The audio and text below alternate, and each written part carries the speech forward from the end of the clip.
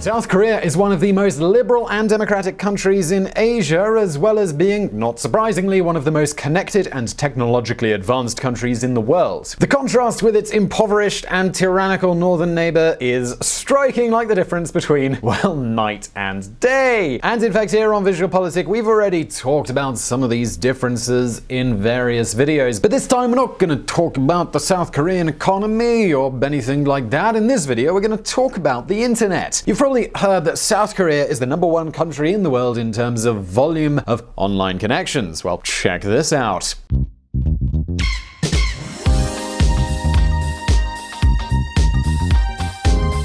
South Korea has the most users connected to fiber optic networks, almost 31% of its entire population. In addition, 96% of South Koreans have access to the internet, the largest percentage on the planet, by the way.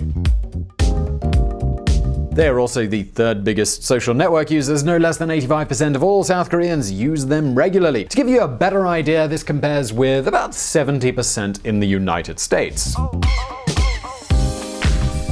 And that is not all. Nowadays, it's also the country that markets the fastest internet speed. That's 2.5 gigs down, that will soon become 10 gigs.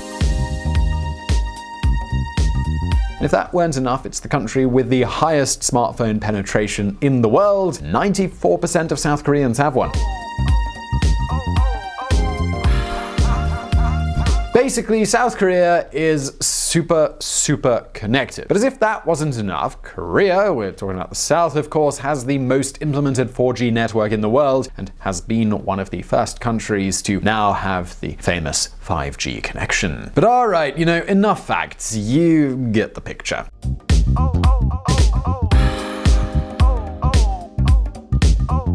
South Korea boasts amazing technological development and an enviable telecommunication market. But as we like to say on VisualPolitik, take a closer look, because not everything that glitters is necessarily gold.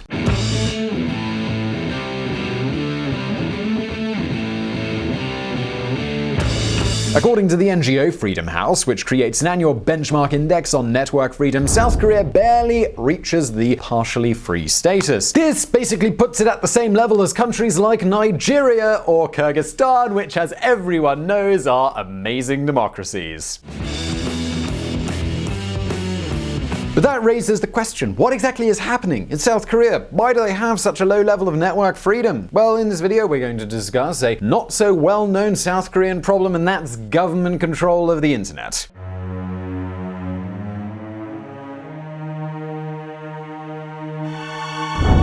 A censorship tradition.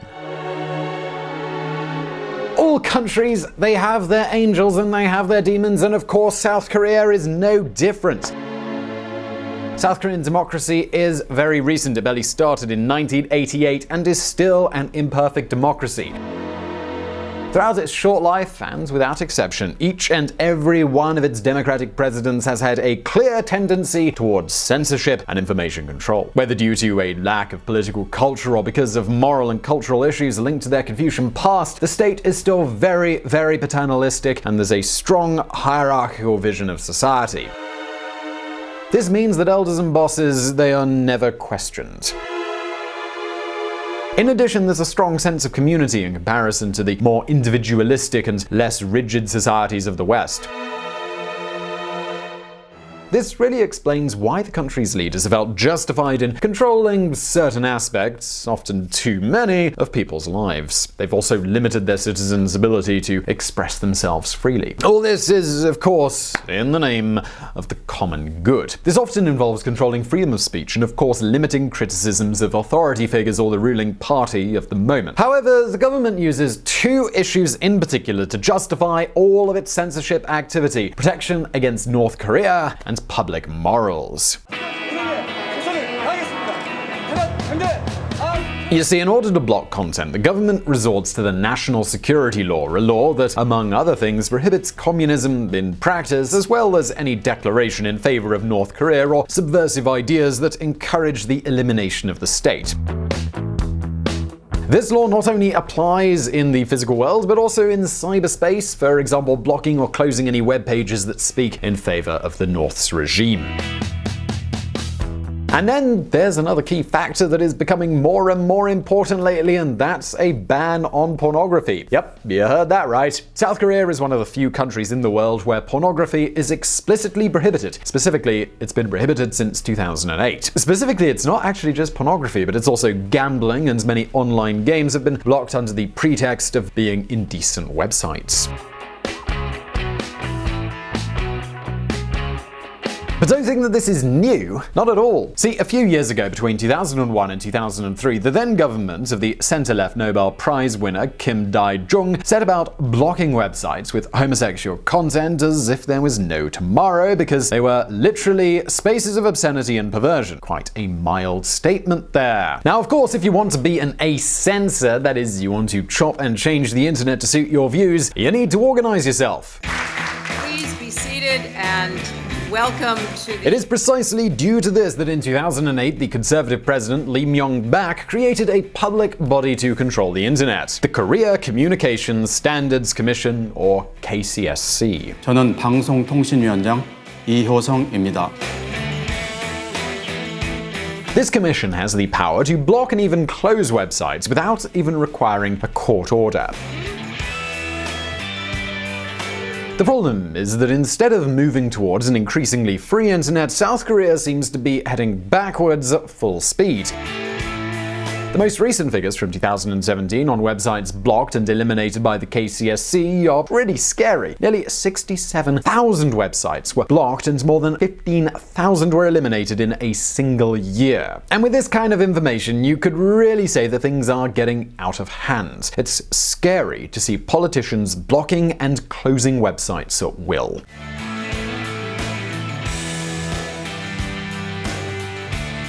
And on top of that, 2017 was the first year since the commission began to operate in 2008 in which the number of blocked and deleted web pages decreased just a little. In other words, it was actually a good year. But having reached this point, the question that comes to mind is, how is South Korea censoring the internet? How far can the government go to prevent the population from accessing the immoral, and what's even more important, could VisualPolitik be considered to be an immoral website? Well, let's see.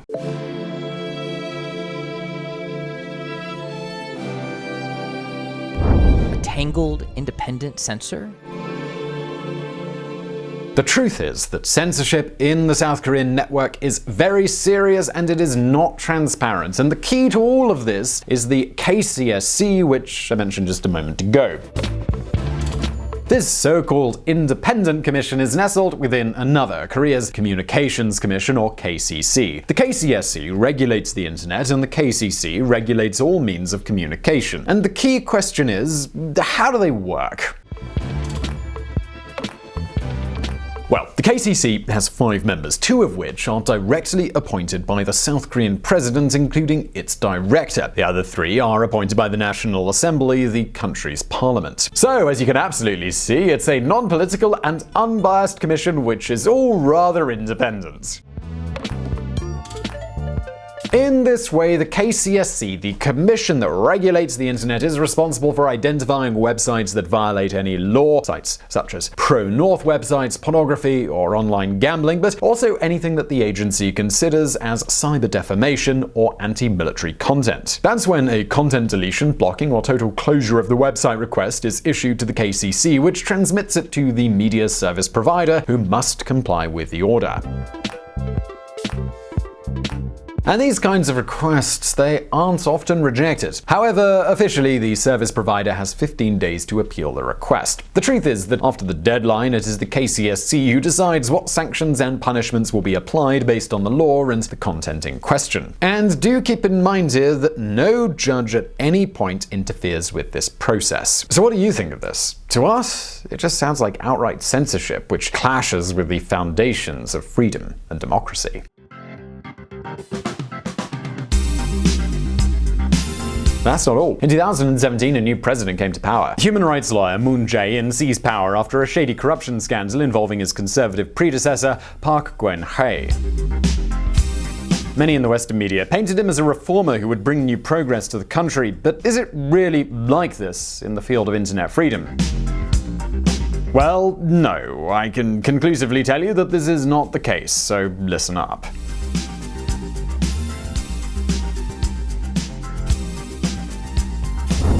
Moon Jae-in, heavy hand and a pretty face. You saw it here on this channel first. In a previous video, we criticized Moon Jae-in for his economic management. But what about individual liberties and more specifically, the internet? Because we're basically talking about a center-left politician who has been trying to convey the image that South Korea has overcome a dark era of corruption after the scandals of his predecessor, Park. He did this with a campaign that washed his image with quite populist dyes. It's a campaign with which he obtained a chilling approval rating of 80% among the South Koreans at the beginning of his mandate. Quite the popular fervor there. In addition, his dialogues with North Korea and summits with Kim Jong-un have also helped him be seen as a man of peace and reconciliation both inside and outside of Korea. But hold on just a second, because really, is it all as rosy as it seems? Well, no. If his economic management is already leaving quite a lot to be desired, in terms of individual liberties and network freedom, he is not doing too well either. Censorship is a bipartisan pursuit in South Korea.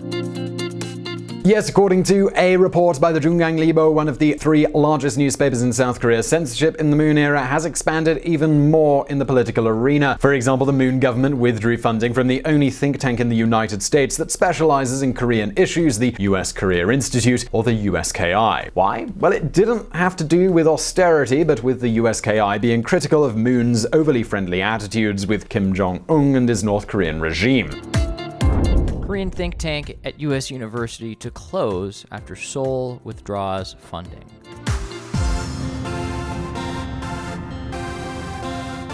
Mind you, the problem isn't that he withdrew financing from a think tank in Washington, but the idea of using public money to reward friends and punish critics. But that's not all. The most serious and most worrisome point for the international community is the new form of censorship that Moon's government has implemented on the internet. It is considered Chinese-style censorship because it's the same method that Beijing uses to block websites. Yep, you heard that right. South Korea is copying China in terms of freedoms. You probably didn't expect that one.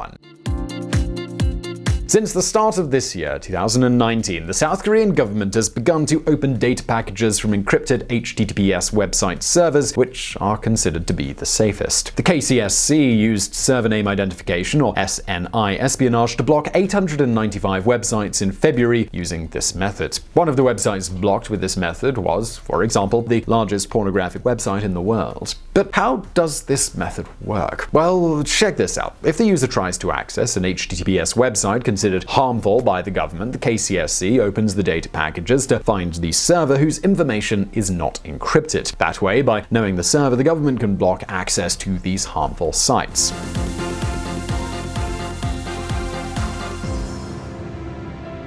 But that's not all. If the government comes up with the key to decrypt the information, it can even specifically see your internet visits and access personal information such as your IP address. In short, Moon's government could be spying on every packet of data that South Korean citizens receive, and then they could choose to block access if it's an unauthorized page. That is, they can control what each person does on the internet at an individual level. Makes us answer the question of whether South Koreans have any privacy with a resounding no.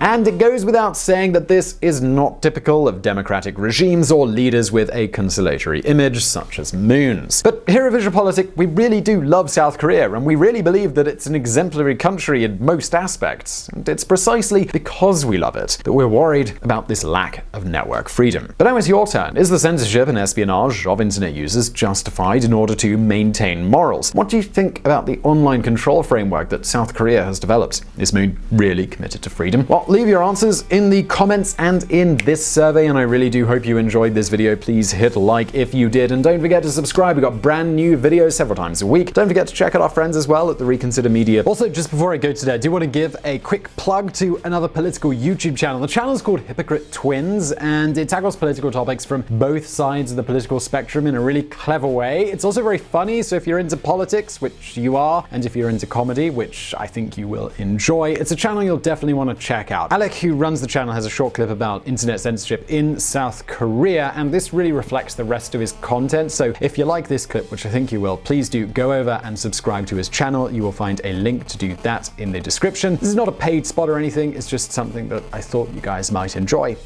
And over to Alec. I've traveled to the planet Earth to understand your society, but I'm confused by South Korea. South Korea is one of the few developed nations with internet censorship. Well, they're one of the only countries to admit that they have it. In America, Google and Facebook only have technical difficulties if you're conservative. You should use this to your advantage. So the next time you're about to be caught cheating on your girlfriend, let me see your phone right now. Just shout into Google Voice, "I love Donald Trump's immigration policy." Here you go, babe.